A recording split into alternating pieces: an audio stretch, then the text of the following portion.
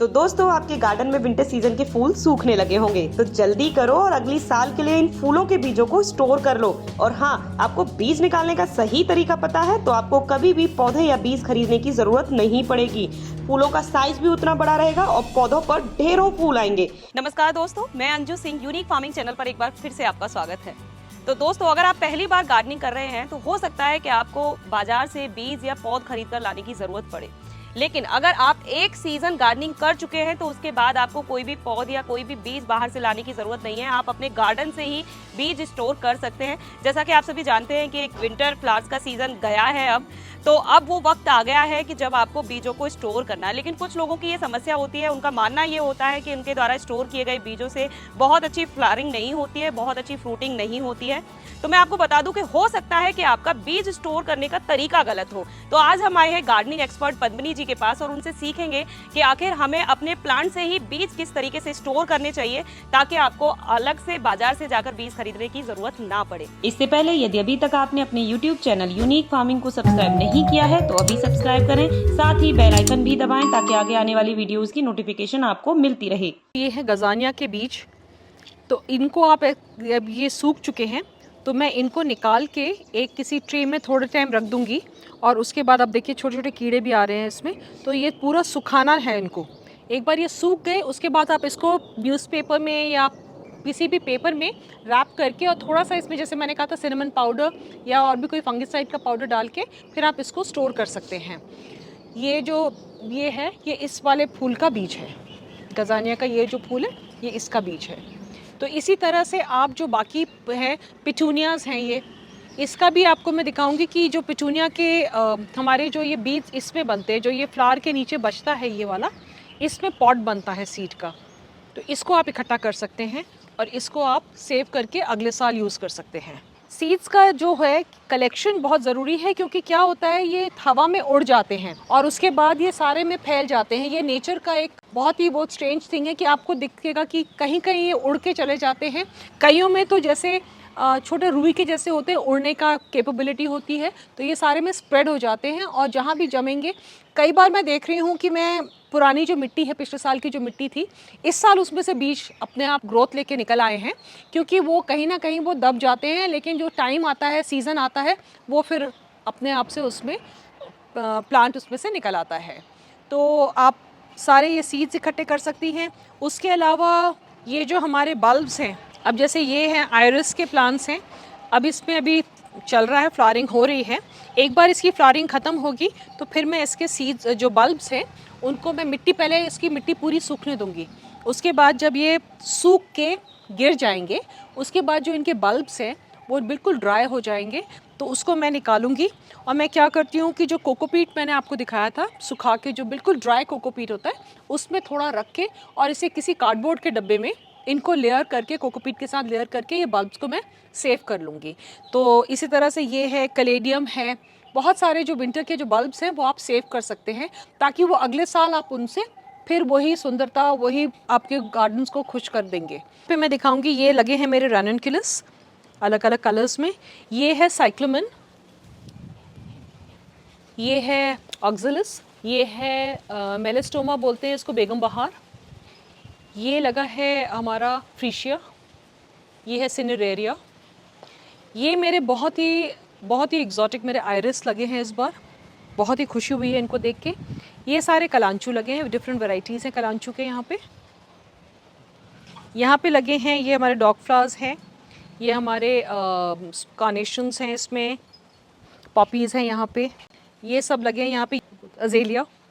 अजेलियाज़ हैं, ये गजानियाज़ हैं यहाँ पे। ये तो अभी चलेंगे मेरे, ये है हमारे जर्बरास। ऊपर स्टॉक लगे हैं, ये भी स्टॉक्स लगे हैं। ये डबल पिटूनियाज़ हैं सारे। ये हैं जेरेनियम्स, वैरायटीज़ अलग अलग रंग के जेरेनियम्स हैं यहाँ पे। ये सारे डबल पिटूनियाज़ लगे हैं यहाँ पे। ये तो रोजेस हैं, ये तो अब चलेंगे, लेकिन अब इनको थोड़ा सा मुझे धूप से हल्का बचाना पड़ेगा।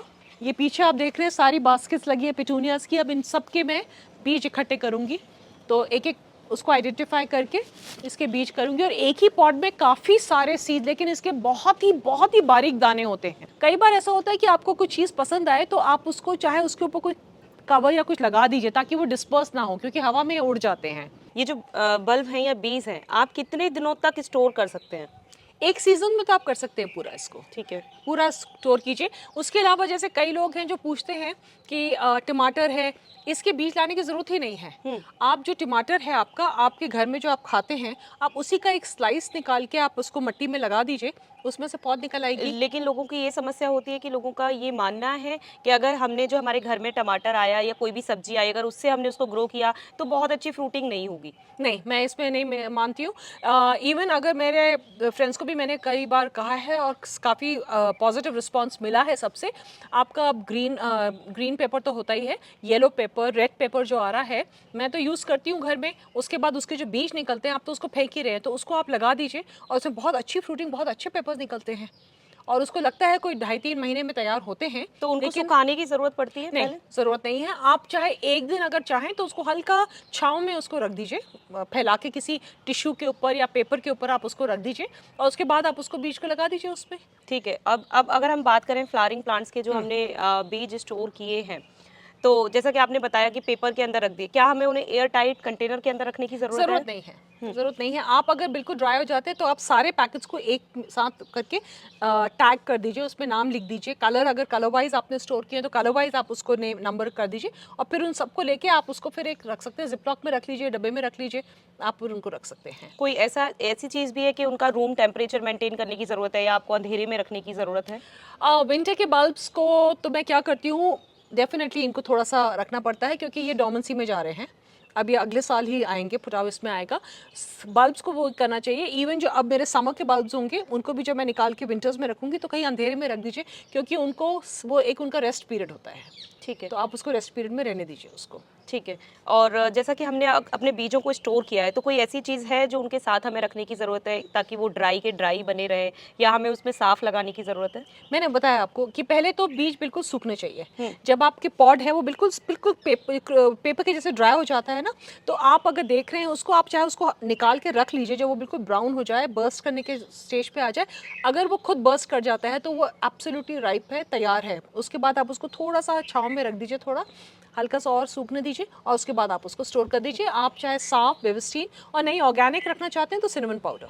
ठीक है, ये अच्छी चीज़ बताई। और आपने ये जो चीज़ बताई है उसका मतलब यही है कि आप जो फूल है या कोई भी बीज है उसको पूरा तरीके से पौधे के ऊपर ही पकने दें, है ना? हाँ, और लेकिन टैग ज़रूर कर दीजिए, क्योंकि अब क्या है, उसकी कुछ टाइम के बाद उसकी पेटल्स गिर जाएंगी, तो फिर आपको ये नहीं समझ आएगा कि आपको कौन सा वाला आपने सेव तो करना आप चाहिए किस था। तरीके से टैग करती हैं, क्योंकि आपके पास ढेरों के ढेरों फूल लगे हुए हैं यहाँ पर? मेरा क्या है कि जो मेरे पॉपीज अगर हैं वो तो मैं नहीं कर रही, क्योंकि वो मेरे वैसे ही डिस्पर्स होके अपने अपने गमलों में आ जाते हैं। और जो अब जैसे ये आयरिस के हैं तो इनको तो सब सारे बल्ब मैं सेव करूंगी इसके।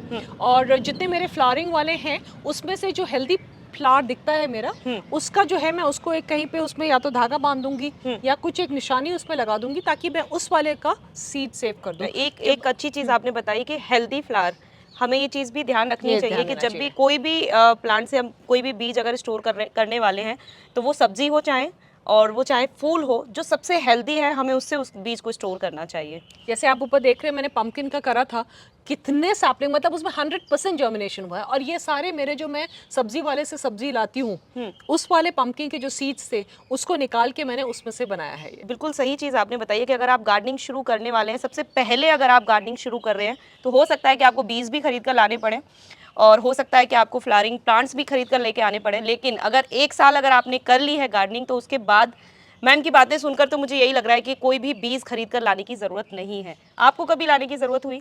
कभी कभी लाते हैं, लेकिन अब जैसे कोई नया वैरायटी मुझे ट्राई करना है तो लाना है। दूसरा एक और जो है, हमारे ग्रुप्स हम बना लेते हैं जिसमें हम एक्सचेंज, स्वॉप या फिर सेल भी कर सकते हैं। क्योंकि आप जो हम लोग एक दूसरे से लेते हैं प्लांट्स, क्योंकि वो हमारे ही टेम्परेचर पे हमारी ही मिट्टी में लगा हुआ है, उसकी हेल्थ बहुत अच्छी होती है, तो उसका सर्वाइवल रेट बहुत अच्छा होता है। तो हम क्या करते हैं कि जब हम प्रोपोगेट करते हैं तो हम अपने ग्रुप्स में डाल देते हैं, तो हम एक दूसरे के साथ वो स्वॉप भी कर देते हैं। तो जैसे अगर मुझे कोई वैरायटी मेरे पास नहीं है और मुझे वो चाहिए, तो मैं उसको एक्सचेंज भी कर सकती हूँ किसी के साथ। तो ये एक आप ग्रुप्स बना लीजिए, ये भी एक बहुत इफेक्टिव वे है अपना आपको कलेक्शन इंक्रीज करने का।